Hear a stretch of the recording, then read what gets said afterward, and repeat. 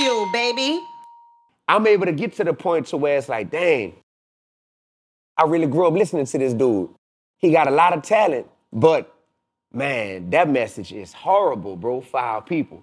I didn't fall victim to trying to emulate him because I had pops in the home. You know what I mean? That helped me a lot. But man, if we could just call a spade, nothing that I'm saying is that like out the box. It's just like, yeah, we are addicted to delicious poison. That's it. It's delicious. It tastes good. The flows, the beats, the marketing, the propaganda that go with it, the way they dress, the drip, the cars they pull up in. We love it. It's delicious. But man, let's just be honest. It's poison, bro. You too smart to try to argue with me and act like some of this stuff doesn't contain a negative message. You just said what Sexy Red is pushing out there, I wouldn't want that to be my daughter or my girl on that pole or pushing that message out. But if that's somebody else's daughter or girl, it's all good. That's selfish, brother. That's not selfish. This is the way of the world. Everybody's not gonna be. The world is selfish. Everybody's not gonna be the same, and I'm not requiring that. If I'm not taking advantage of that girl, if I'm going to the club and I'm listening to music and I'm enjoying myself, I'm not scooping no bitches. So then out why? the So club. then why as black people we get mad at people like Trump or Charlie Kirk or First of all, whoever else look, we sit here and criticize? First of all, I don't get mad at those people because those people are speaking from the standpoint of their white people and the people that follow them. I get mad because our people sit around and all they do is complain. They complain about Donald Trump. They complain about Charlie Kirk. They complain about this person. And then if somebody comes and steps on the podium, they don't support that person if it's a black man. So this is the thing. You can say what I want, what you want about how I feel about music. If I like the Sexy Red, there was never a time that I ever didn't want you on my platform to spread your message. Right. Oh, and facts. When we first did it was when you was the most under fire and everybody couldn't even understand why I had you on there. And I'm saying, I do media. I gotta let this man spread his message too. It's needed. Yeah, the term balance. How y'all feel about balance? Y'all think balance is needed? Balance is definitely needed, but I call it the balance of life. All right, so balance. All right, the balance of life. So if you divorced now or you about to get divorced? About to. All right. Hypothetically, not you. Hypothetically, if a dude cheats on his girl, balance would mean, well, shoot, she should cheat on him. And I then believe it's balance, in that. right? Most men don't fuck with that. There you go. Most men don't, all right? At least 80% would be like, y'all no. rock with that? If a dude cheat on his girl should be to get one back. Like, he ain't feeling that, Me, I know whatever you put out in that circumference. You too smart. You too smart, Dee-1, to even use that as an analogy. Because is that not balance? No. Balance is this. What was she doing before that caused this man to feel like he needed somebody else? Let's have that discussion. Oh, so it's the woman's fault? No, it's not. The man? No. The conversation is because you know the balance in return? The conversation is open to find out what happened. But the way you're saying is that, oh no, you did this and I'm gonna do that. Nah, what happened? This is the conversation because if a man goes and does it, if a woman goes and does it, the issue is if I travel around the world and I don't see my wife and I don't see her, you know what the men gonna say? What you think gonna happen? All right. What you think gonna happen? Why? Not because she's a bad woman. She might be lonely. You wasn't there to give her affection. She might be neglected, right? So I can't then turn around and say, oh, my wife cheated on me. I'm gonna go cheat back.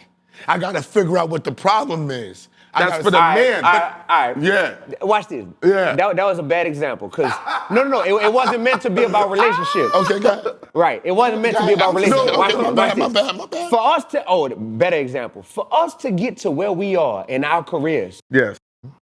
did we or did we not have to grind harder than the average person who just does the bare minimum? We grinded harder than the average person, right?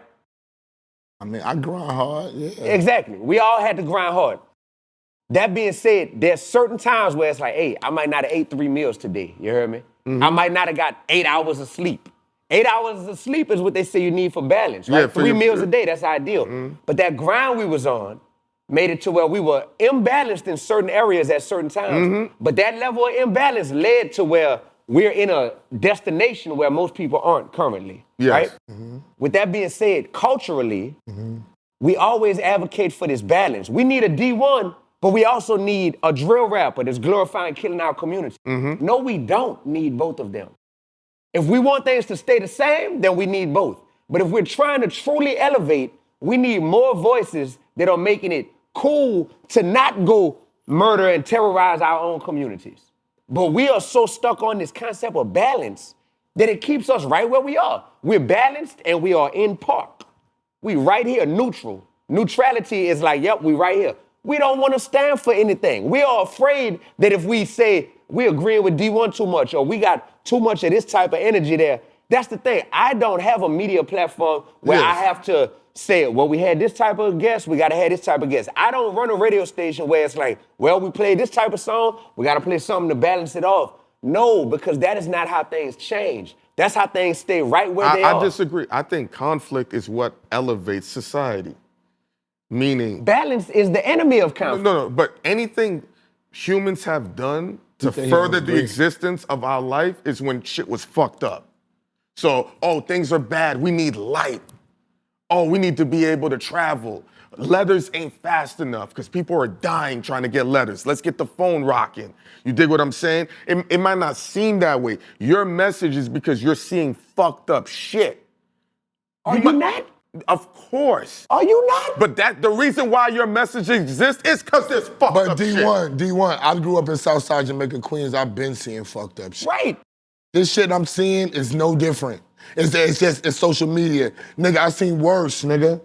I seen worse. Do you want it to change or stay the same?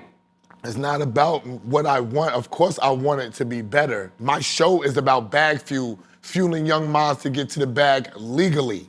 That's what our whole premise is. Right. It's getting people out of just trying to rap and produce and showing them that there are other businesses and ways to be sexy and do things legally. That's what the whole premise of this show is about. You know what I'm saying? So of course I want things to be better. My philosophy of getting better is I just always explain to people I am a realist. I might not like it. I could lie and say, yo, I don't go, Clue doesn't play Sexy Red inside the club. I could lie. I could lie and say that. I don't even know what you're talking about. The reason why I'm saying it is because I'm thinking the same thing. It's not what I'm listening to or what she's saying. I like her beats. Niggas do just like beats. Oh, niggas who like, see, I understand. See, this is when I say an open mind. Because if somebody says something about how you feel, you know what I'm gonna say? I'm gonna be like, yo, why are we not listening to what he has to say? Yeah, we need it. Because that's the dialogue that us as black people, we are really closed-minded once we make a fucking decision about something as black people. I'm either on D side or I'm on this side. But why I can't listen to D side? D might give me some enlightenment, like Joe, like he said, I could be driving down, and I'm gonna say that I didn't like Kendrick Lamar's Love Me when it came out, right? But when I got on the Pacific Coast Highway and was driving to Nobu, I get it. Think about what Joe Budden said. What happened in his life that y'all had a back and forth that he has the maturity and the understanding to now revisit, reabsorb, now downgrade his interaction between you and him. That's what we need to know. That's what we need to know from now, Joe. Now that right there is what we need to elevate all of you us. listen and say, oh, Joe said this about me. What we you need to know went is, through? what the fuck happened to change your mind?